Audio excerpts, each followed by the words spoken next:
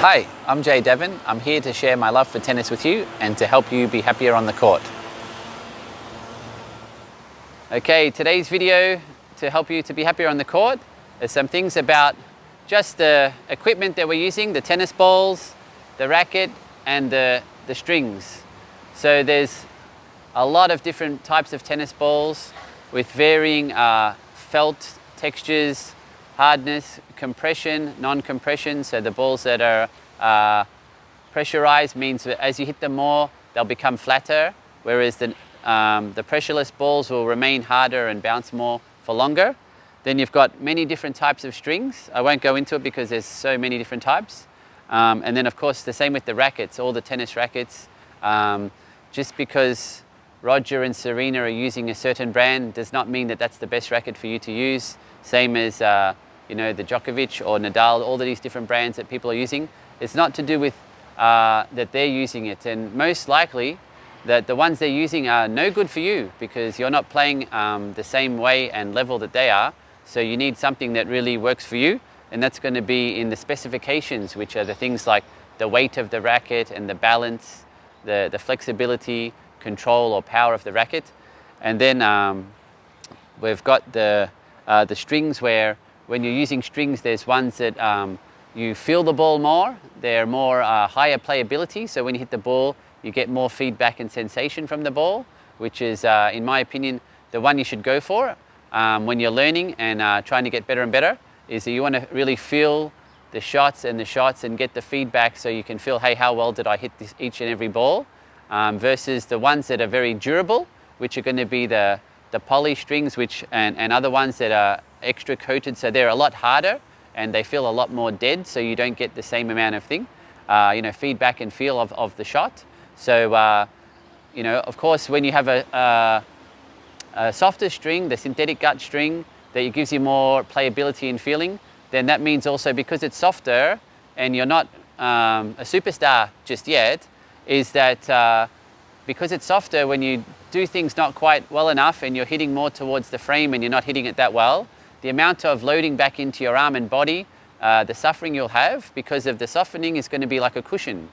Okay, so if you have the really durable ones, the hard ones, when you do the same thing and you're not hitting as well as you could, and you're hitting the frame or near the off center and everything's on, that means the amount of loading to your body and arm and everything you feel is going to be a lot harder and a lot more shock.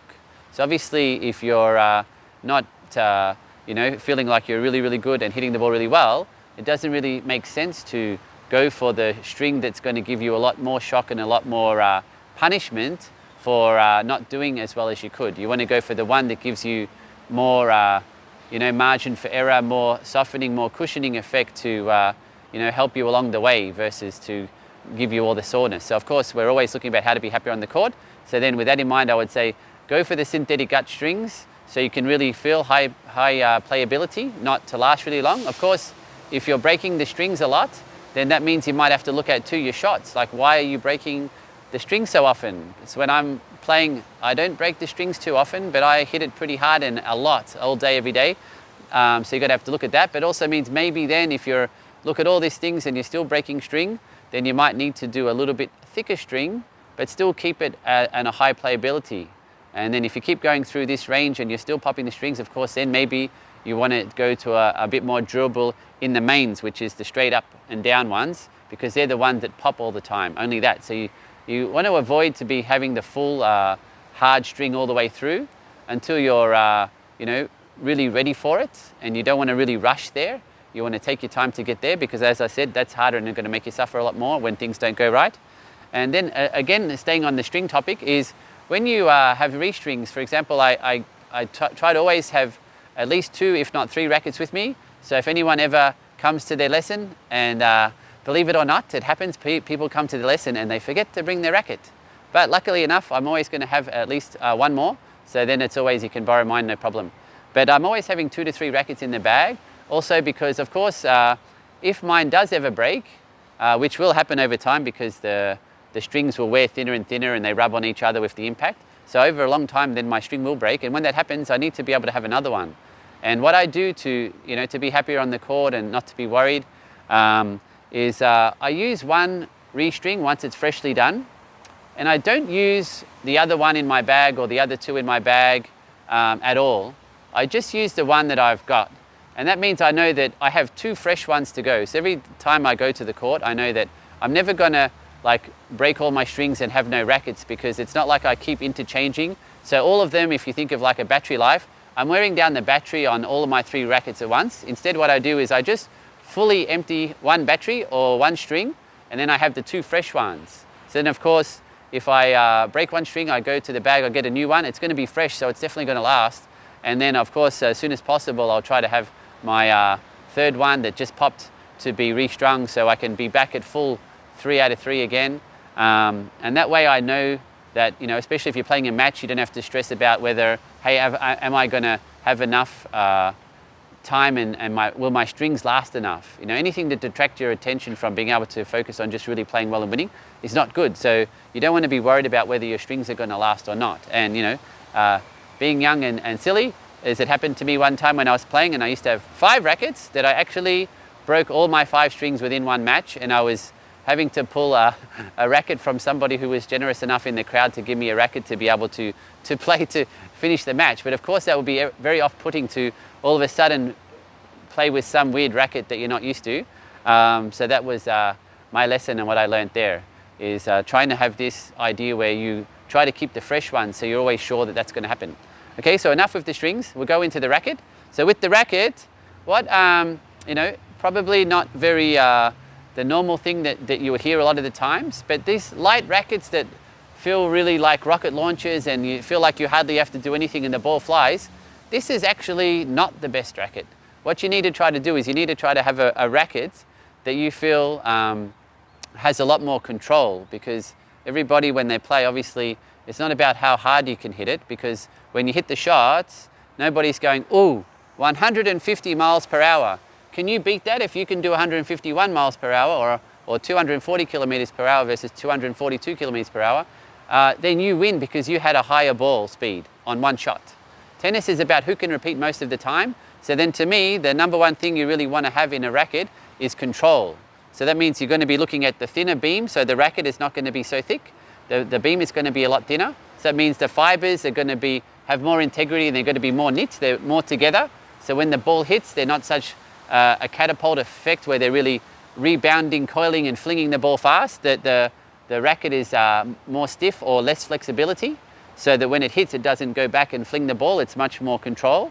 So that this encourages you, as I'm teaching everybody all the time, is you want to try to make more of your own power by having good mechanics and movement, so that you make the power and the racket is not the one supplying the power. You want to have control. So if you have a good control in the racket, it will give you the confidence to swing more.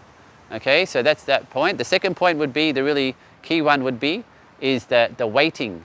Again, this would be a little bit away from what normally gets told. So of course the light one is easier to flip around. But when you're playing, if you want to play really well, is you actually want more weight in the racket. And the guideline I always tell everybody is if you have a racket, you want to make sure you use as heavy a racket as you can, but make sure that you don't lose maneuverability. So if I have a heavier weight of racket or larger mass, when I do the same movement, because of the heavier weight or more mass, when I do the shot, I'm going to have more power from the same move because of the larger mass and the more weight. But of course, if this weight is too heavy for me and I can't really move it in quick enough to get it to the ball, and I don't have the maneuverability because I feel the weight is too big, then that means that if I don't get this mass or weight moving, then it's not going to help me. So I have to have as heavy as I can use, but not so I feel like I lose maneuverability and I can't always get the racket moving. So the heavier racket is better. What I see all the time is people who have too much of a power racket and too light, is when they hit the ball and they want to get more on the shot, they want to go for a winner or do some more with the ball, they start to feel like I want to smash one, or I want to hit it harder, or I think I can play stronger now. Then because the racket is light, so then the mass is low, then people tend to really try to just flick and turn everything, flip their wrist and do a lot of stuff to try to get more power to the ball, because they're not feeling that power in the racket.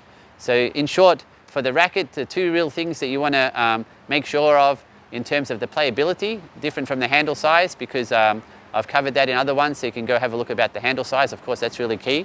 But the weight and the control factor. So we want high control factor and a high weight, provided you can still maneuver it. Then we've gone through the restring. So then the other one, which is quite an easy one, but makes a lot of difference, is the tennis balls. When you're playing, you should be trying to use good quality tennis balls, and you have to experiment because there's quite a lot of balls, and I'm not going to go into which brands and things like that, but I'm going to leave it up to you. But I'll give you some guidelines where, so you want to try to use new balls, and you want to try to look for there's a lot of balls, and they're all ITF approved, a lot of them, well, most of them in the shop are, but there's a big range in the quality, I feel, and the bounce and everything. So the things I feel that are better for you to play and enjoy the game more is actually go the opposite way, and instead of having these tennis balls where they're like softer or bigger and they slow down so it's easier for people to learn, is actually go for the and lighter, go for the tennis balls that are heavier. So if you think of it, if you go to the gym, if you just go on the really, really light stuff and you keep doing that for a long time every time you go to play tennis, of course you're not increasing resistance, so it's going to be hard to get results. So when you go for the tennis ball, it's actually better to go for the heavier one. So when you hit it, you're having to work a bit more, and you get more of a feeling for it because it's heavier. And that means because it's heavier too, it's not going to be so fast that the points are ended quickly. And then the other thing you can do is experiment with that as well, is try to go for the quicker tennis balls as a counterbalance to that. So go for the heavy ball and the fast balls, but nothing else. Because the fast ball, when you play with the fast ball, because it's faster, then that's going to make you under more time constraint and have more problems. It's going to force you to try to react faster and do everything, be a lot more alert, because the ball's coming fast. So I'm looking at making things more difficult instead of much easier, and that's going to help boost you up instead of leave you in layers below zero. If you're starting at zero with the regulation ball, as soon as you have another ball where it's a lot slower or bounces softer or is bigger, more flat, so it's like that, so it's supposed to be easier for you, then that means you're going to spend a lot of time getting towards where, like for me, for example, or people who are the champions now, when they all first started, these players who are on the 33 and above age, they're not going to have had these like low compression balls and big balls and stuff like that. They're going to have been starting off with the regulation one. So you want to start from there and then build up. So the things to do is try to play with the new balls, see if you can try the fast ones, and try to also go for the heavier weight tennis balls as well, so you can get the feeling for it. And then when you're playing, like what I'm always doing is every half month I'm changing over the tennis balls for new ones.